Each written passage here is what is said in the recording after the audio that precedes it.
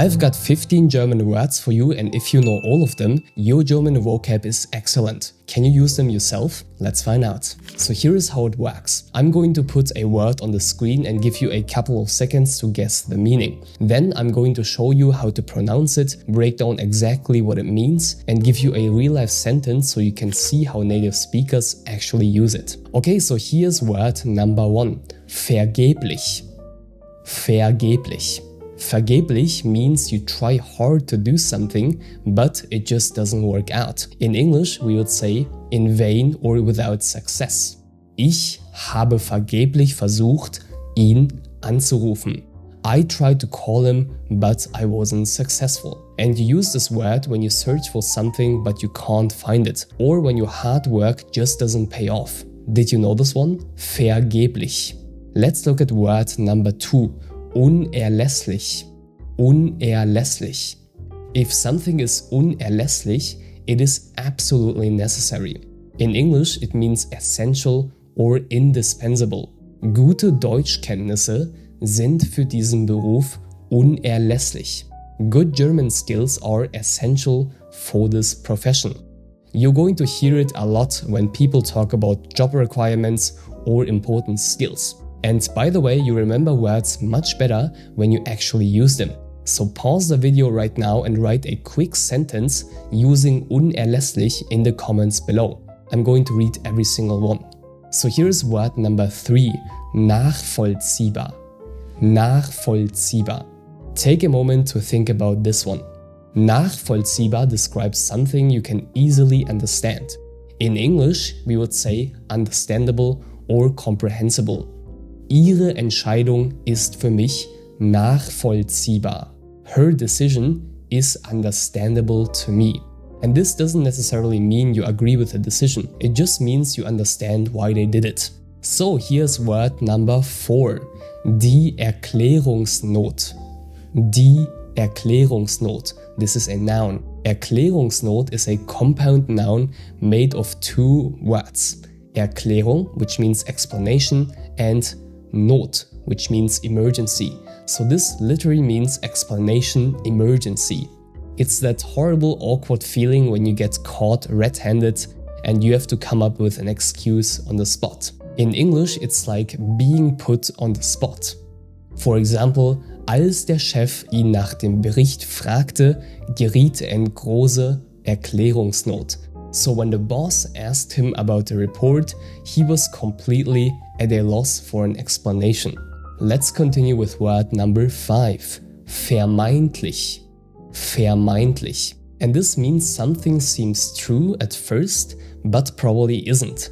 In English, it means supposed, apparent or so-called. Der vermeintliche Experte hatte kaum Erfahrung. Der vermeintliche Experte hatte kaum Erfahrung. The so-called expert had hardly any experience. Here's word number 6. Keineswegs. Keineswegs. You use it to reject or deny a statement. It makes it very clear that something is definitely not true. In English, we can translate this as by no means, not at all, or far from. For example, Deutsch zu lernen ist keineswegs unmöglich. This means learning German is by no means impossible. Let's look at word number 7. Ausschlaggebend. Ausschlaggebend. If something is ausschlaggebend, it is the ultimate deciding factor. In English, it means decisive or crucial. Am Ende war der Preis ausschlaggebend für meine Entscheidung. In the end, the price was the decisive factor in my decision. Maybe the quality, location and design were also important, but the price was the deciding factor. Ausschlaggebend. On a quick side note, if you want to improve your German step by step, we actually have complete German courses from the A1 level all the way to B2. Thousands of students have already used them to learn German and pass their exams. And for your convenience, I put the link to our courses in the video description. Now let's move on to word number 8. Maßgeblich. Maßgeblich. This means that something has a strong or important influence on a development decision or result. In English, it can mean significant or instrumental. For example, sie war maßgeblich am Erfolg des Projekts beteiligt. This means she played a major role in the success of the project. Maßgeblich and ausschlaggebend, if you paid attention, they are very similar. But I want you to remember, ausschlaggebend is the final push that makes a decision happen. And maßgeblich just means something had a really big influence. And these small nuances are super important in advanced German. Now here is word number 9, allmählich. Allmählich. You use allmählich to show that something happens slowly over a period of time and not suddenly. The English translation is gradually or little by little. For example, gewöhnte sich allmählich an das Leben in Deutschland. And this means he gradually got used to life in Germany. Let's move on to the next word, number 10. Ernüchternd. Ernüchternd. This is an adjective and it comes from the word nüchtern, which means sober. But when we say something is ernüchternd, we don't mean alcohol. It means that you realize the harsh truth about a situation after you had really high hopes and expectations. In English, we usually translate this as sobering or disappointing. For example, das Ergebnis der Prüfungen war sehr ernüchternd. And this means the exam result was very sobering. Let's move on to word number 11.